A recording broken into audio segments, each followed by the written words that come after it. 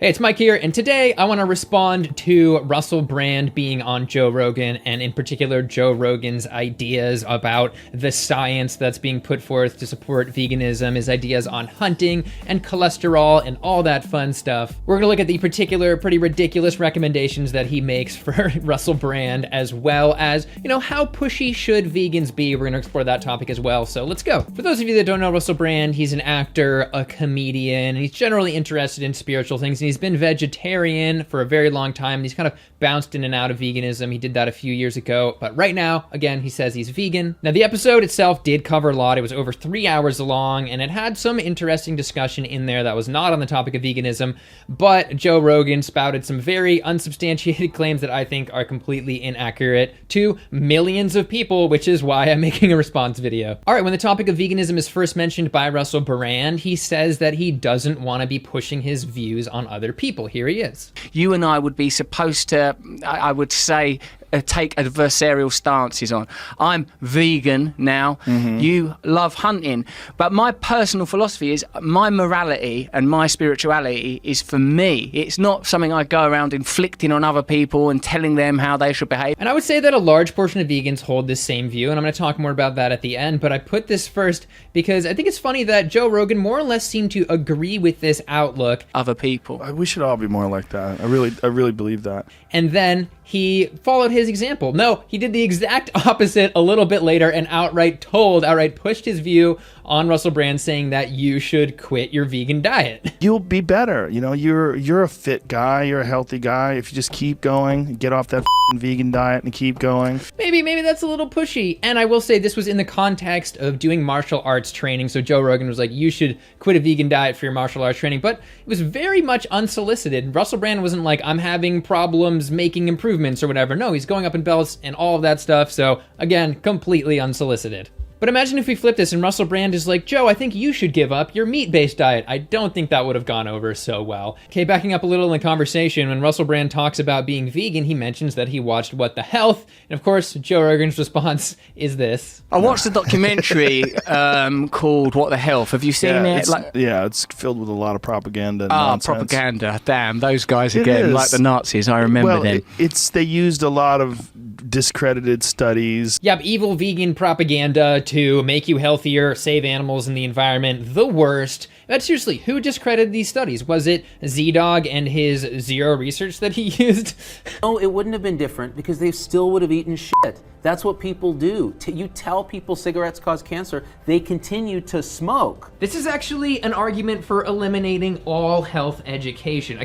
You can watch my video on that if you want to see more. Well, What the Health did exaggerate some points. By no means was it all propaganda, and those studies were not discredited. I mean, who are we talking about? Maybe Nina Teicholz right up on it? Well, one of her points was that if the risk ratio isn't 2 times or higher, then it's a meaningless finding, which is insane. Meaning, for example, that unless something causes twice the heart disease or cancer, that it doesn't matter. That's why we have statistical significance, to show that the finding is meaningful, and say a 10% increase in heart disease is actually going to result in 60,000 more people in the US dying for no reason. So, and Joe's like, oh, it's epidemiology though. It's all just epidemiology, which doesn't count. And there's a lot of epidemiology studies that'll connect things, right? They're dealing with how often do you eat red meat? How often do you eat this? How often do you eat that? And then they find, oh, well, there's more instances of diabetes in people that eat meat. Okay, but is it people that eat meat and vegetables, or is it people that eat meat and vegetables and Diet Coke and sugary sodas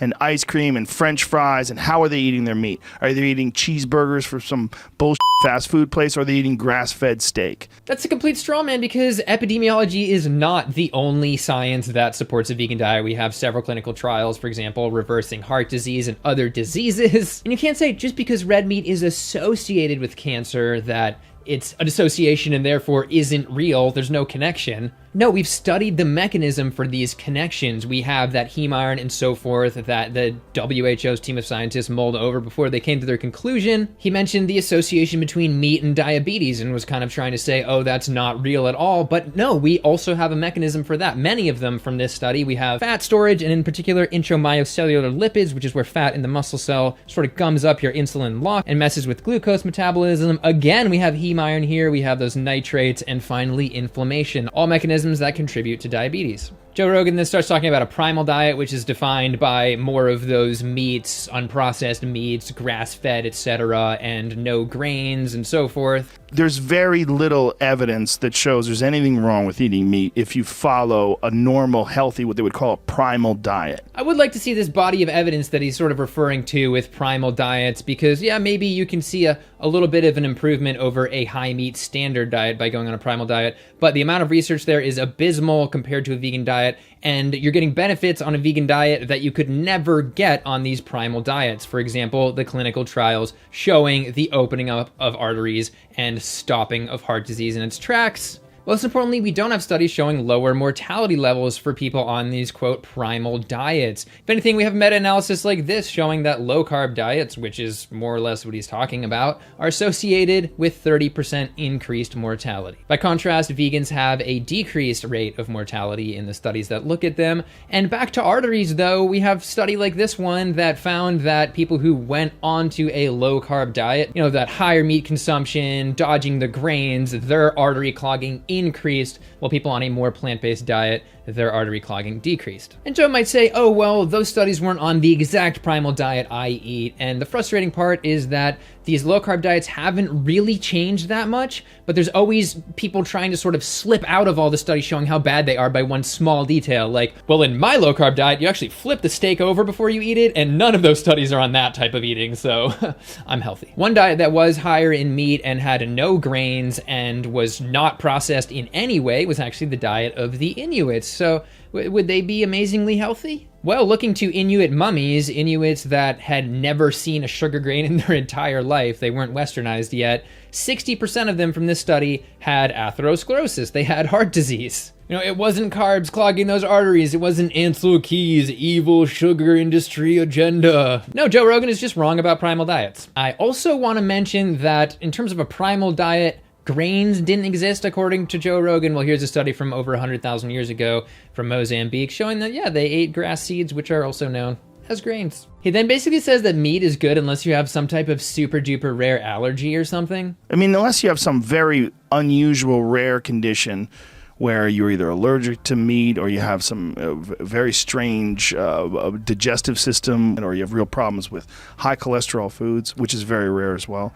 Most of what you're getting is vegan propaganda. Or maybe you have arteries at all, which can clog from saturated fat and cholesterol. Or maybe you have cells which can be oxidized and the DNA can be shredded from heme iron in red meat. Oh, that's all very rare, though. I think you're good. You're totally fine. He then says a point that I hear pulled out a lot, and that is that vegans only compare standard American dieters, the worst of the meat eating, to the vegan diet. And the reality is that a lot of these studies are on the Adventists, and the omnivores in that group are arguably the healthiest omnivores in the world. They're then compared to vegans that are not vegan because of health, but because of religion, because of their Seventh-day Adventist religion. One example result from that, vegans had 78% lower risk of diabetes. Those omnivores still averaged overweight, and those vegans were in the normal BMI range, and so forth. So he takes the position that it's just a standard American diet and the processing that's unhealthy. It's not the eggs or the meat. Those are healthy, especially grass-fed beef is great. Are they eating cheeseburgers for some bullshit fast food place, or are they eating grass-fed steak? As I mentioned in my last video, and you can watch that for more details, grass-fed appears to have the same saturated fat content. It has virtually none of those omega-3s that you hear about 100 times less per serving than chia seeds. Grass feeding the cows increases methane emissions by over 3 times when compared to grain-fed, though neither are good. The land use is absurd. And finally, still a class 2A carcinogen. So the health benefits of grass-fed animal flesh, once again, a myth. And speaking to eggs, they start on that topic in the ethical area. And to be fair, Russell Brand sort of opens up a window to hear all the wonders of magical backyard hen raising when he says that he's, he gets a little frustrated by having to dodge eggs. And this, and I've gone back and forth to veganism because I feel, God, Jesus Christ, man, there's enough things in my life I'm not doing without not being able to have an egg without feeling But guilty. you could have for fuck's sake. pasture-raised eggs if you get them from a good farm. The chickens are just hanging out. Firstly, backyard hens still come from breeders who have no place for 99% of the chickens that are born male, so that's not going to be a good outcome. And also, these are animals that are very prone to becoming egg-bound because we have accelerated their breeding by 20 to 30 times. And I will say, from the people that I know who have backyard hens, when something goes wrong with them, they don't want to spend the money to actually care for them well, care for them ethically, take them to the vet, and vet bills are expensive, so the animals end up suffering a lot. And also, other bad things can happen to the animals, as Joe Rogan demonstrates. I've got chickens in my garden. I'm not confident in these animals and the way they go. Well, one by one, slowly, my dog's eliminating the gift of life. I've had that a few times. Terrible feeling. I lost 9 of them to coyotes just last month. Maybe 2 months ago. That's a pretty heavy. It was a heavy toll. We talked about this happening in a previous video I responded to. I'm wondering if this is another time that this is happening, but it goes to show that even the most ethical intentions of animal exploitation can often result in a unhappy death. It then makes what is possibly the most misguided nutritional recommendation ever when once again talking about martial arts training. You should eat eggs though, man. You really should. You should eat some animal protein. Why animal protein? What is it about animal protein that's so magical? If you're actually paying attention to science and the essential amino acids, plants have all the essential amino acids in the amounts that you need. Looking to legumes, beans especially, all of them are there. This once again seems to demonstrate that Joe Rogan really relies on bro science. I don't know if he's actually looked at the amino acid profiles of plant foods. It seems that he just kind of hears what somebody tells him or wants to say is intuitively correct. I don't know. But he's not coming from a place of scientific validation. He, of course, once again tries to vindicate cholesterol as being harmless to your health.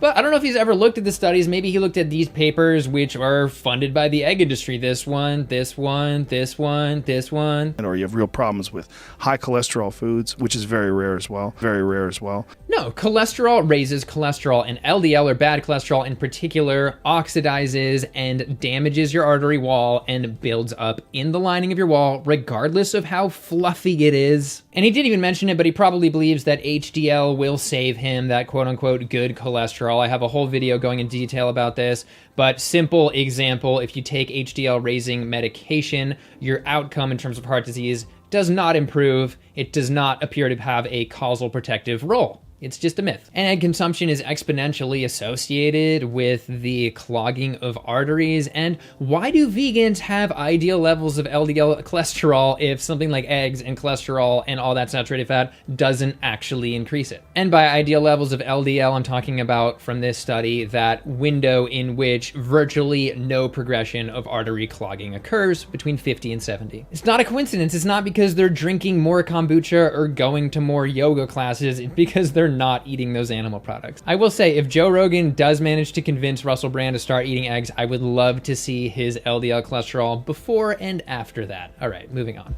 When talking about forming the food pyramid originally and adding grains to it, Joe Rogan says, like that whole pyramid of these are the things you should eat. Bread, milk, There was no understanding of excess carbs, and how excess carbs leads to excess body weight, and it makes you store fat. So he's playing into the age-old carbs make you fat fear, and looking to this study that put obese women on different overfeeding diets and measured what their fat came from. They found that about 90 to 97% of fat stored came from fat eaten. So yeah, massively over-consuming calories, whether they are fat or sugar, will help store fat, and in rare cases be converting a lot of sugar into enough fat to make a difference. But the reality is it's way easier to get fat on fat. That's because fat is over twice as calorie dense per gram as carbs, and it's no coincidence that those higher carb grain eating countries in Asia, for example, don't have the obesity levels that we do. And yeah, refined carbs, refined grains are not health foods, but whole grains, whole carbs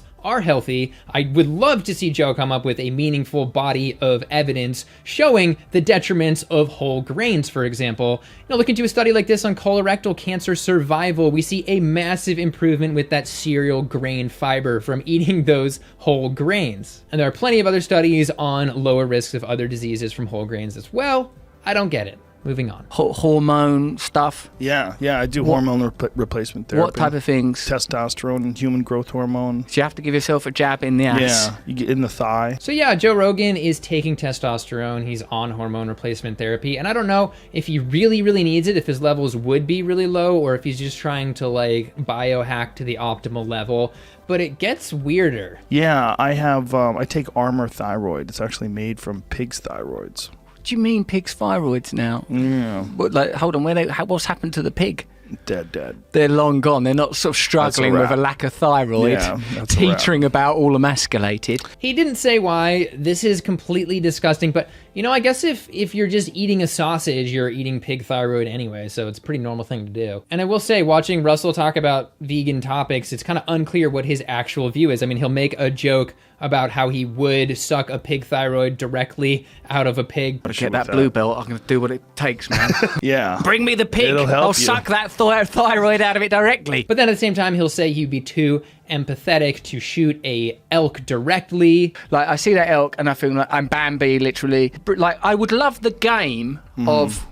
But like the elk, I've got too much empathy in me that I couldn't deal with the feeling of after it was shot. And this brings us into the territory of hunting, where Joe Rogan makes some pretty amazing, in my opinion, illogical claims. Here we go. If you oppose the moral aspect of killing an animal, which I totally understand and appreciate, and that's what led me to become a hunter in the first place, is that I was really uncomfortable watching these animal rights videos of factory farming. I thought it was disgusting. I was like, I don't want to participate in this. I'm just hunting because I love animals so much. Killing is the ultimate expression of love.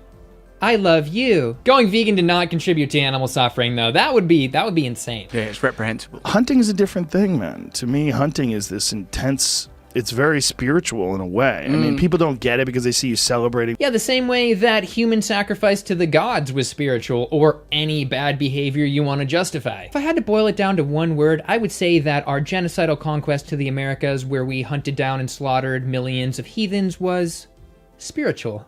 And speaking to that, yeah, spirituality was an excuse to kill millions of people who were native to the Americas. The final death toll was maybe 130 million, but a lot of that was from disease, but they definitely slaughtered millions and millions of people with the excuse of spirituality. Spirituality is never an excuse to kill animals or humans. His absurd justifications continue. Oh, yeah. So what, in your head, when you're doing it, when you're pulling the trigger, you're not having, what's going on in your mind?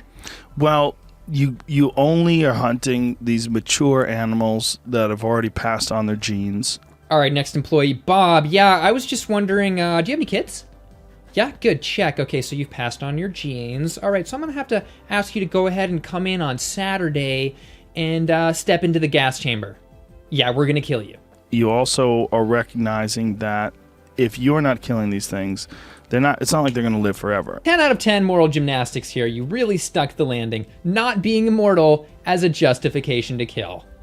They live a short life with a very violent death. It's either wolves or mountain lions or bears or something's going to take them out. That they're going to suffer more by getting ripped apart by wild animals. Well, if you really think this is a justification, then you should go around killing at least most of the wild animals on the planet, because they're going to die a more painful death, so you need to kill. This is ridiculous. Also, correct me if I'm wrong, but just because you're hunting an animal doesn't mean they always have a swift death. A lot of times they get shot and they end up limping around and dying a slow, painful death. So this is not mercy any more than Thanos is merciless. He's literally applying Thanos' moral logic to animals here. And I've heard the argument that, well, this is ridiculous because everyone can't do that. You know, if everyone went out and hunted all the animals, there would be no animals left, which is true. This is actually a point that I make a lot and I at least try to live by, because if the solution is not scalable for our planet, it is not a solution. But I'm not everyone. Yeah, I'm not everyone. I'm a particularly privileged guy who exercises the ultimate privilege to kill a wild animal when our farm animals outnumber them 14-1, according to this study. It is kind of a good argument because it's not realistic. It's not sustainable. And I love how he actually admits himself that it isn't sustainable, but yet glorifies it and puts it forth as the best way to eat to millions of people. If you have to come up with this many excuses as to why you're doing something or eating a certain way, you probably shouldn't. I don't need to be like, oh, I eat broccoli, but because they only chop the head off, it's not as bad. And because, I don't know, I can't even think of a fake, real justification for killing broccoli, because it's not a problem. Justifications continue.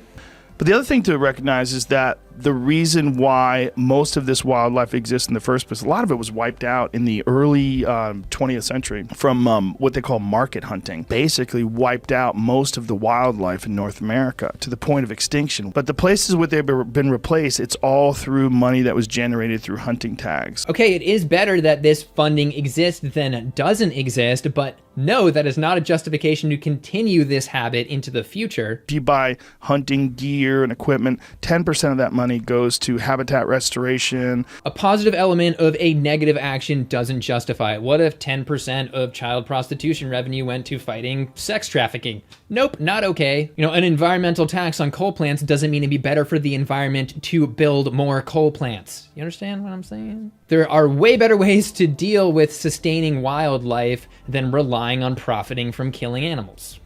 All right, for the last point I want to touch on, let's talk about that idea of forcing your vegan view or dietary view on other people. Again, Russell Brand takes the stance of, I'm not going to force my views on other people. And I would say there's a healthy balance, but it's definitely the case that most people would like vegans to be this way. They would like vegans to just shut up and not challenge their behavior. But I don't think being anti-preaching is actually a consistent position when trying to shut vegans up. And I mean logically consistent because they definitely don't mind when people are preaching things that they agree with. They just don't like when vegans are preaching because they don't agree with them. They would never argue that people back in slavery days shouldn't have gone and preached to slave masters to stop keeping slaves because they agree with that. You know, just continue slavery, don't put any pressure on these people because preaching is bad. No, they wouldn't agree with that. And so to add on to this, I would say that sharing your ideas in ways that prevents a backfire effect is probably better off. It's really hard to do. But the bottom line here is that when something bad is happening in the world, the best thing to do is speak up. And of course, the perpetrator of that bad action doesn't want you to speak up. In the end, Joe Rogan really just lashes onto industry-funded myths or just popular culture urban myths about how